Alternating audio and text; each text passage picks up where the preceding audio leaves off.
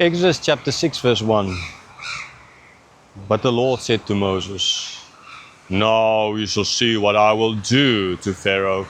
For with a strong hand he will send them out, and with a strong hand he will drive them out of his land." So in answer to Moses' complaint, complaint, whichever way you want to call it, because he was distraught in the end of the previous chapters. We know there's no chapters and verses in the Bible, so at the end of the previous section he was distraught,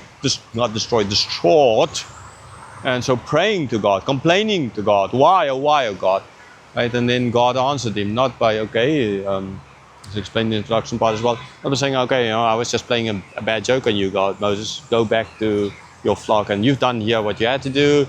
I'm now glad these people are suffering more, go back, or whatever you want to do, you can go and retire now. No, God didn't say that. God said that Pharaoh is going to send you out with a strong arm, right?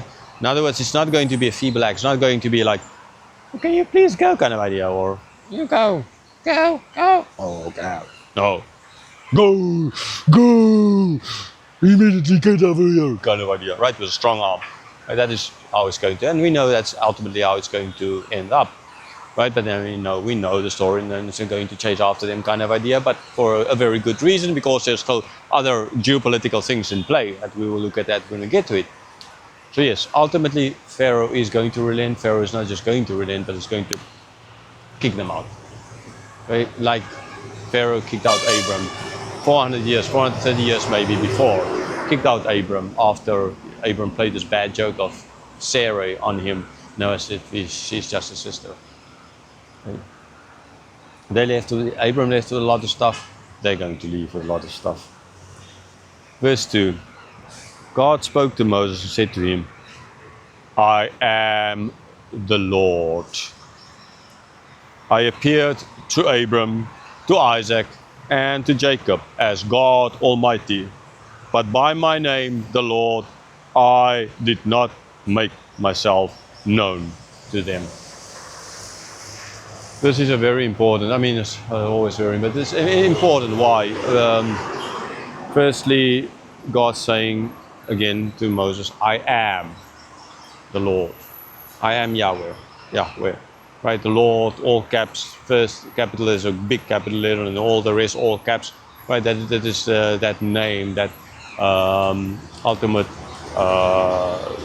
covenant name of God. And then God goes on to explain, but in the past, he did not, with Abram, Isaac, Jacob, with all of them, he did not give that name to them. They knew him only as God Almighty. Most likely creator God, right? The God, the creator, Elohim. But they never knew, although he made covenants with them, he never gave them that name. This is a huge moment. A huge moment, like I say, chapter 3, verse 14, right? This name, giving the name I am, is a pivotal moment in history, in a sense. Like God, personal, not just now standing in this, all of this, God working. He was always working, but he opened another level of himself. As I've explained in the introduction, it's like this beautiful flower opening up to the sun, kind of idea, right? So Moses got more. He was in a more privileged position than Abram was, because he knew now this name of God. And this ought to have as well taught the Israelis, the Hebrews there as slaves. God is taking us to a new level. God is taking his relationship to a level that Abram didn't even have with him before. Like God took his whole relationship with us to a level that no saint, not Abram, not Moses, even not Adam, anyone in the Old Testament ever had. And that is the full knowledge of the life of Christ, his death, his resurrection, and the Spirit in us through grace by faith, which is as well a gift from him. So this is important, where God insists.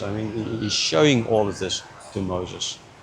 Step 2 is here, very, very important step.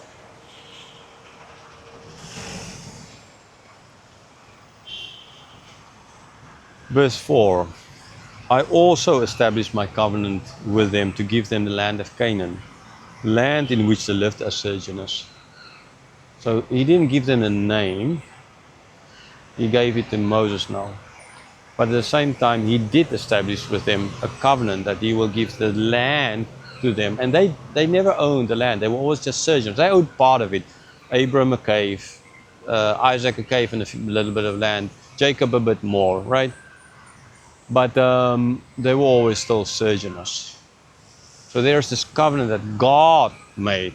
So God is remembering all of this. God is giving him the name. God, it's all comes from him. It's not because of who Moses was, not because of who the Israelites was. It was because of who God is. God didn't make a covenant with Abram because of who Abram was, or who Jacob was, or who Noah was.